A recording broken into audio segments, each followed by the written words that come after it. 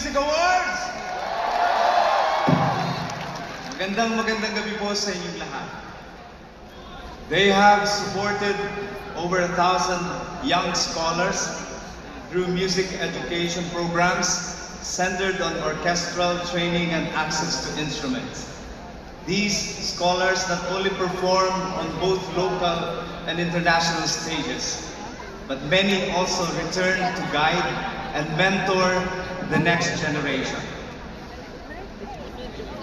Through a strong foundation in discipline, dedication, and collective growth, they are empowered to become not just musicians, but role models and active contributors to society. It is with great pleasure that I present the award for Music Foundation of the Year to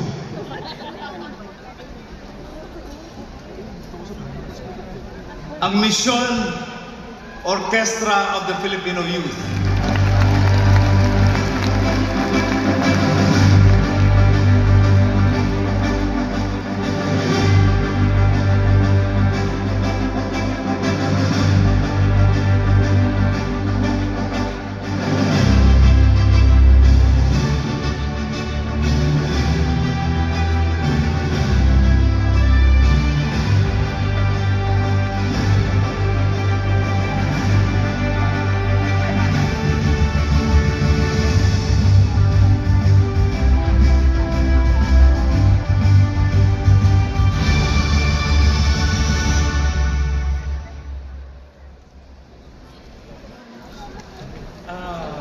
Magandang gabi po.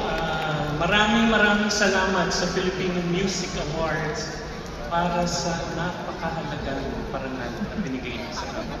Kami po ang OFY, ang Orchestra of the Filipino Youth, ang pangunahing programa ng Ang Mission Inc. Music Foundation. Kami po ay nagbibigay ng libreng music education, intensive music training, sa mga kabataang Pinoy na may angking galing sa pagtugtog ng music instruments. Simula po noong 2012, kami po ay nakapagpaaral, nakapagpag-graduate na kami ng more than 1,000 music scholars.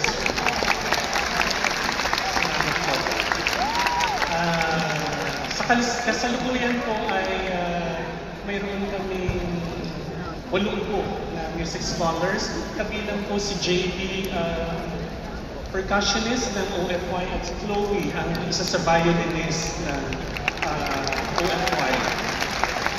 Alam niyo po, sila po ay nagbabiyahe 4 na oras, 5 oras para lang makapunta sa aming mga ensayo, mga performances at master classes.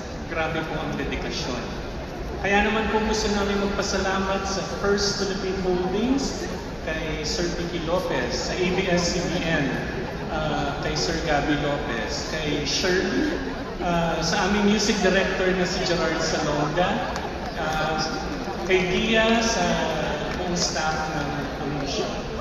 Alam niyo po, napakapalad namin na makapagsilbi sa isang organisasyon kung saan ang success ay hindi nasusukat sa profit, sa income, sa popularity, lalo hindi po sa likes at comments sa social media.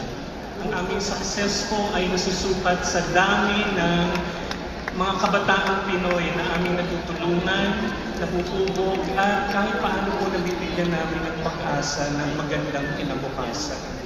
So ito po ang aming mission, ito ang aming passion, advocacy at legacy, ang ipamamana namin sa mga kabataan Pilipino ngayon at sa mga susunod na henerasyon. Maraming salamat po sa inyo lahat.